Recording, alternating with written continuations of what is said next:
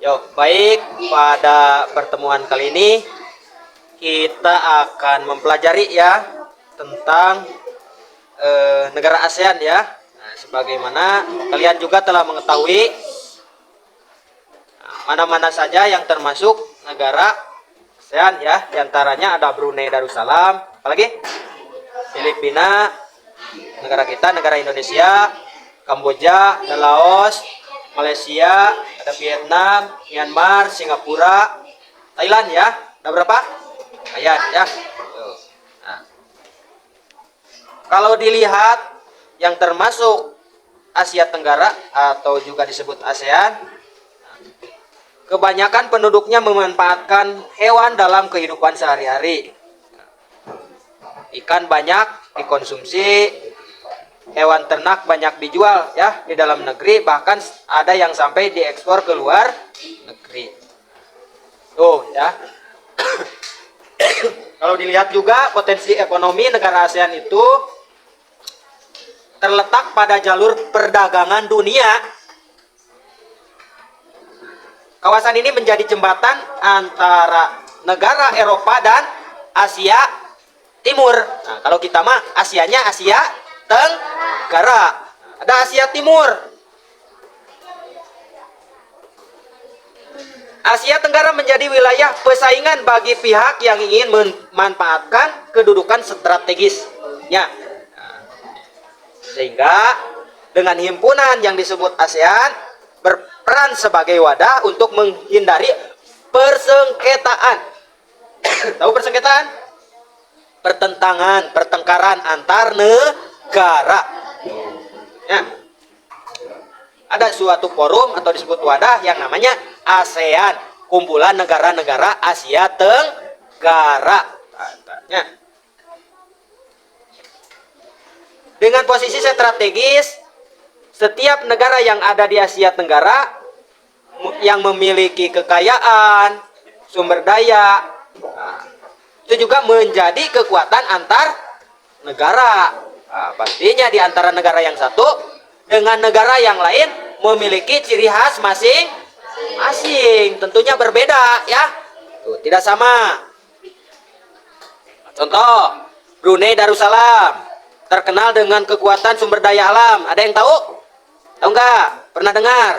Pernah nonton di televisi? Di Brunei Darussalam itu terkenal dengan minyak bumi, gas alam.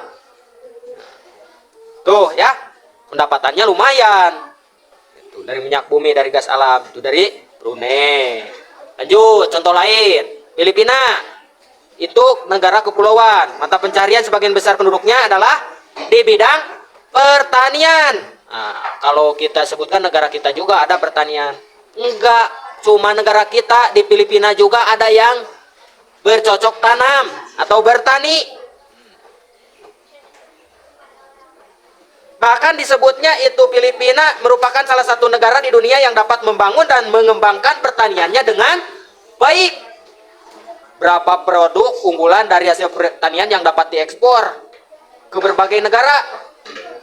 Contohnya ada nanas, ya. Nanas, suka makan nanas kalian? Suka. Ada tanaman nanas di wilayah kita ada. Nah, di Filipina terkenal dengan nanasnya, diekspor. Padi juga terkenal dari Filipina. Kelapa juga bukan hanya ada di wilayah kita, di Filipina juga terkenal dengan kelapa. Gula ya, kalau di kita mah ada gula apa? Gula merah ya, ada gula putih. Nah, kalau gula merah diproduksi dari pohon aren atau bisa dari pohon kelapa ya. Kalau gula putih itu dari tebu ya. Itu. Nah, bukan hanya di negara kita di Indonesia, di Filipina juga terkenal. Tuh. Sehingga hasil pertanian yang ada di negara Filipina itu menunjang untuk perkembangan ekonomi. Tuh, itu Filipina baru dua ya. Lanjut, yang ketiga negara kita ya. Coba, kita pahami dan pelajari di negara kita ya. Nah, siapa tahu walaupun negara kita juga ada yang tidak tahu. Apa kok kelebihannya di negara kita? Negara Indonesia itu negara kepulauan terbesar di kawasan Asia Tenggara. Indonesia memiliki ragam sumber daya alam yang sangat kaya yang dapat dikembangkan untuk memperkuat perkembangan ekonomi. Nah, saat ini Indonesia dapat mengekspor minyak bumi dan gas. Ekspor minyak dan gas. Selain itu ada tekstil. Tekstil banyak kan diproduksi dan ditanam di wilayah kita itu pohon karetnya. Itu merupakan tekstil. Lanjut juga ada kapas. Nah, itu bagian dari tekstil. Dan juga produk-produk dari kayu. Hasil lahan kayu terkenal dari negara kita, negara Indonesia. Pertambangan juga merupakan salah satu pintu masuk para pengusaha manca negara ke Indonesia. Keindahan alam merupakan daya tarik yang ada di Indonesia, juga merupakan sumber devisa atau pendapatan negara kita ya di sektor pariwisata. Tuh, Indonesia cukup banyak ya kelebihannya. Lanjut lagi, kita keliling dunia lagi ya. Ke negara mana? Ke Kamboja. Coba ke Kamboja. Di Kamboja mengalir sungai Mekong. Ya, ada sungai namanya Sungai Mekong. Siapa tahu kalau sekarang mah di mana nih? Itu Kamboja. Siapa tahu nanti keliling dunia mampir di negara Kamboja. Siapa tahu yang kerja di sana. Kamboja adalah daerah yang ada di sekitar Sungai Mekong ya. Itu wilayahnya subur. Mata pencarian penduduk Kamboja adalah pertanian. Ya, bisa dibayangkan ya, kalau banyak air pasti mata pencariannya pertanian. Hasil pertanian yang besar di Kamboja adalah padi dan karet. Tuhnya, biar mirip dengan Indonesia. Di Indonesia ada karet, di Kamboja juga ada karet dan ada padi juga. Dah ya, itu sekilas informasi di Kamboja. Keliling lagi ke mana? Ke Laos nih. Loh, kita ke Laos yuk. Kita ke Laos yuk. Laos bertetangga dengan negara Kamboja. Negara ini dilewati oleh aliran sungai Mekong sama ya, karena berdekatan dengan Kamboja.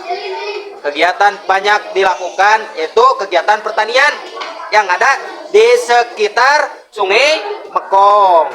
Sebagian besar hasil pertaniannya itu dinikmati oleh masyarakat Laos ya, sama dengan Kamboja tadi. Hasil pertanian pasti ada padinya. Masih ada nih 5 negara lagi ya, kok banyak nih.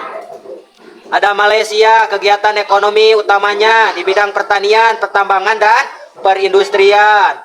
Perdagangan internasional merupakan satu kegiatan yang ada di Malaysia. Banyak kok orang yang dari negara kita pergi, kalau di sini mah disebutnya ke negeri jiran ya, Malaysia itu. Itu adalah negara Upin dan Ipin ya katanya. Ada Karosnya juga. Pernah nonton filmnya kalian? Nah, itu di Malaysia. Nah, kegiatan ekonomi Malaysia itu lumayan cukup pesat ya. Terutama di Malaysia itu produksinya peralatan elektronik. Ada minyak, ada gas bumi yang dapat diekspor ke negara lain. Selain itu ada produk dari kayu, minyak sawit, ada karet, ada tekstil, ada sepatu dan bahan kimia ya, yang diperdagangkan. Itu dari negara Malaysia. Dah dulu di Malaysia, keliling lagi ke Myanmar ya. Ke Myanmar ya, berkeliling coba. Mata pencarian negara Myanmar utamanya adalah bertani, berkebun. Ada juga pertambangan. Kalau bertani biasanya ada padi ya. Tuh. Bahkan kalau dibilang hasil yang sukses, penghasil padi di Myanmar itu terbesar di wilayah Asia Tenggara. Nah, Myanmar. Ada lagi. Wah, masih ada 3 negara nih. Keliling lagi ya di Asia Tenggara. Tuh, kan kita bisa jalan-jalan di dalam sebuah cerita. Ke Singapura dulu yuk. Katanya orang Singapura kulitnya putih-putih. Suka enggak yang sama yang kulitnya putih? Hidungnya mancung, badannya tinggi, matanya agak sipit-sipit. Nah, itu di Singapura loh katanya. Singapura merupakan negara paling maju di kawasan Asia Tenggara atau ASEAN. Letak Singapura itu sangat strategis. Nah, Singapura menjadi negara transit atau teramai di Asia Tenggara.